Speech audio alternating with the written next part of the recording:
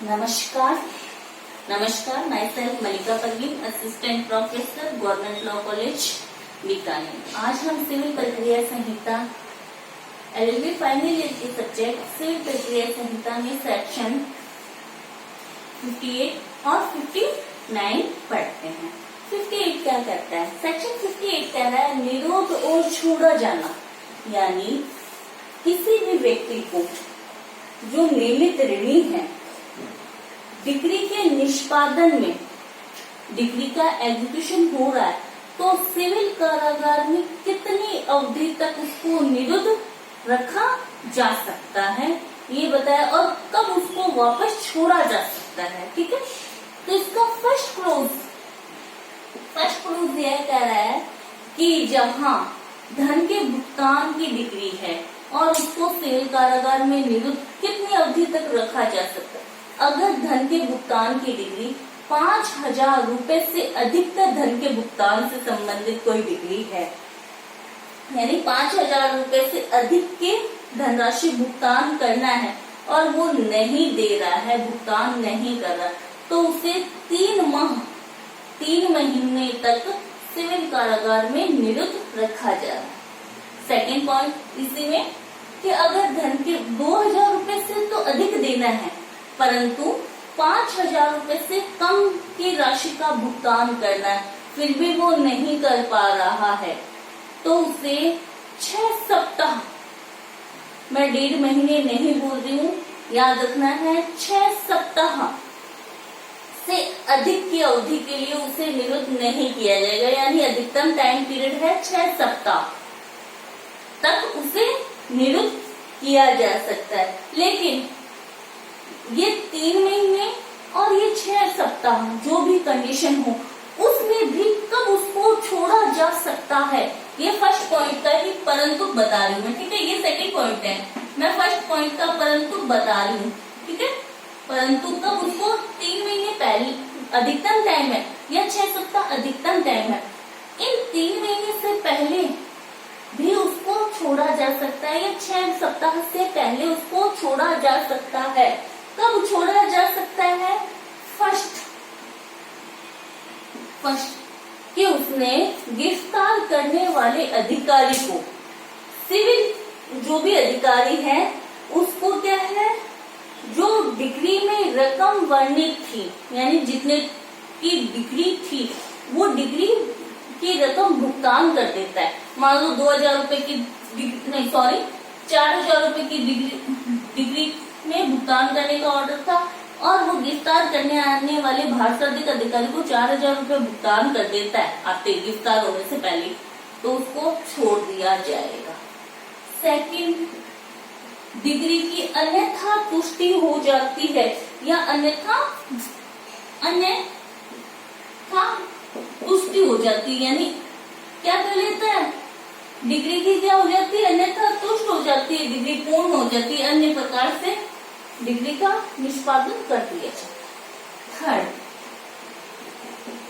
कि जो आवेदन कर रहा था, यानी जो डिग्रीदार था, वही तो कह रहा था निरुद्ध को क्या करो, गिरफ्तार को सिविल कारागार में निरुद्ध करो, भुगतान कर नहीं रहा। जैसे भरण पोषण से संबंधित डिग्री है और पति क्या है, भरण पोषण देता नहीं है, तो पत्नी न्यायालय में आवेदन करती है कि उसे सिविल कारागार में निरुद्ध करो।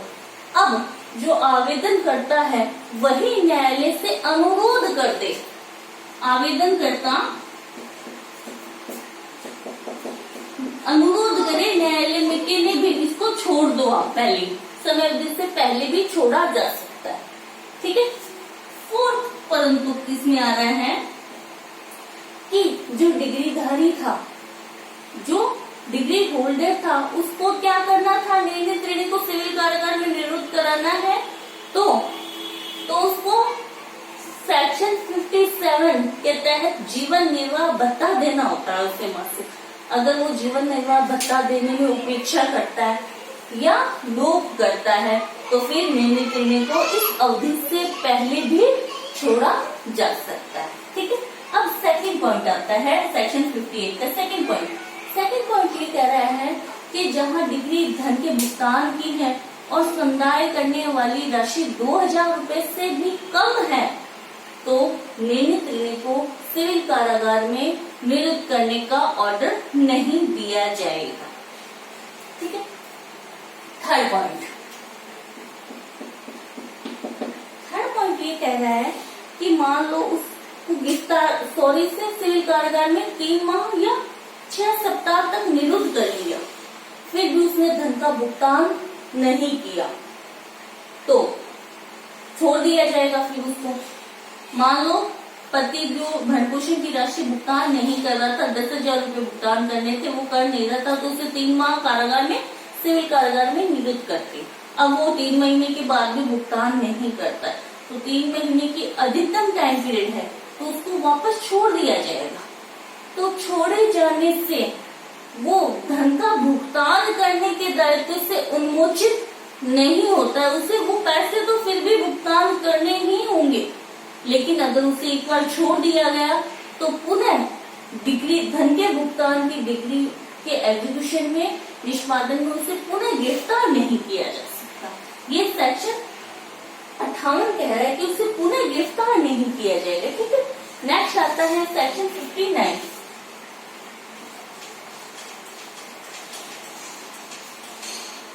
सेक्शन 59 ये कह रहा है कि अगर रुग्णता के आधार पर छोड़ा जाना, कि कोई व्यक्ति ऐसा बीमार है, रुग्णता सेक्शन 59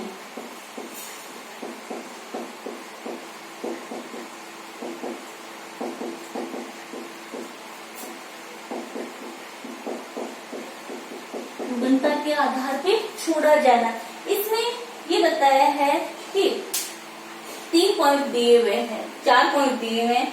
फर्स्ट पॉइंट ये कह रहा है कि किसी व्यक्ति को डिग्री के निष्पादन में गिरफ्तार करना है। गिरफ्तार करने का न्यायालय क्या करता है? वारंट जारी कर देता है। ठीक है। न्यायालय वारंट जारी कर देता है। न्यायालय को ने वारंट जारी करने के बाद में न्यायालय को ऐसा लगता है कि ये गंभीर रूप से बीमार है, रुग्णता के आधार पे वारंट का निष्पादन नहीं करवाया जा सकता, तो न्यायालय क्या करता है? वारंट रद्द कर देता है। वारंट रद्द कर देता है। ठीक है। न्यायालय ने वारंट जारी किया और जारी करने के बाद लगा कि ये तो गंभीर रूप से बीमार है, इसको गिरफ्तार नहीं किया जा सकता, तो न्यायालय वारंट को रद्द कर देता है। सेकंड पॉइंट आता है उसे गिरफ्तार किया जा चुका, गिरफ्तार किया जा चुका, लेकिन गिरफ्तार करने के बाद में न्यायालय को लगता है कि उसका स्वास्थ्य इतना ठीक नहीं है या वो गंभीर रूप से बीमार है, तो उसको वापस छोड़ा जा सकता है। ठीक है। छोड़ा जा सकता है। न्यायालय को लग रहा है यहाँ पे, दोनों न्यायालय को। ठीक है। न्यायालय ने वारंट कैंसिल किया और न्यायालय ने गिरफ्तार करवाया और न्यायालय को लगा कि नहीं ये तो बीमार है, ये गंभीर रूप से रुग्णता है इसमें, तो इसको रखा नहीं जा सकता, तो न्यायालय ही छोड़े जाने का ऑर्डर दे सकता है। थर्ड पॉइंट आ रहा है कि यहाँ पे गिरफ्तार किया, थर्ड पॉइंट में उसको गिरफ्तार करके सिविल कारागार में सुपुर्द कर दिया, सिविल कारागार में सुपुर्द कर दिया, गिरफ्तार किया और गिरफ्तार करके सिविल कारागार में सुपुर्द कर दी। अब सुपुर्द करने के बाद में फर्स्ट राज्य सरकार को लगता है कि निर्णय गंभीर रूप से बीमार है, उसको संक्रामक बीमारी है या वो ऐसा कोई सांसर्गिक रोग है कि उसको सिविल कारागार में रखा जाएगा तो अन्य व्यक्ति बीमार हो जाएंगे, तो राज्य सरकार उसको छोड़े जाने का ऑर्डर दे सकती है। ठीक है। राज्य सरकार को लगता है निर्णित ऋणी गंभीर बीमारी है, संक्रामक रोग है या सांसर्गिक रोग है जिससे अन्य व्यक्तियों को खतरा है, तो राज्य सरकार छोड़े जाने का ऑर्डर दे सकती है। या सुपुर्द करने वाले न्यायालय को भी लगता है कि वो वास्तव में सिविल कारागार में रखने के लिए सही नहीं है, वो गंभीर बीमार है, उसको गंभीर रूप से वो पीड़ित है बीमारी, तो न्यायालय भी सुपुर्द करने वाला न्यायालय भी उसको छोड़े जाने का ऑर्डर दे सकता है, सिविल कारागार से मुक्त करने का ऑर्डर दे सकता है। ठीक है, फोर्थ पॉइंट आता है, अगर एक बार उसको छोड़ दिया गया बीमारी के आधार पे, तो जैसे ही वो स्वस्थ होगा उसको पुनः गिरफ्तार किया जा सकता है। निर्णय त्रीणी, अगर सेक्शन 59 के तहत रुग्णता के आधार पे सिविल कारागार से उन्मुक्त किया जाता है या छोड़ा जाता है, तो वो पुनः गिरफ्तार किया जा सकता है, पुनः उसको सिविल कारागार में निरुद्ध रखा जा सकता है। लेकिन वो अवधि सेक्शन 58 में बताई गई अवधि से अधिक किसी भी कीमत पे नहीं हो सकती। यानी सेक्शन की 58 में जो अवधि बताई है वो अधिकतम टाइम पीरियड, उतनी अवधि तक ही उसे सिविल कारागार में निरुद्ध रखा जा सकता है, उससे अधिक नहीं। चाहे वो 5 भी दिन अगर बाकी है तो 5 दिनों के लिए भी पुनः गिरफ्तार किया जा सकता है। तो ये था सेक्शन 58 और 59। आई होप आपको समझ में आया होगा। अगर कुछ नहीं समझ आए तो प्लीज आप कमेंट कीजिए और पूछिए। Thank you so much.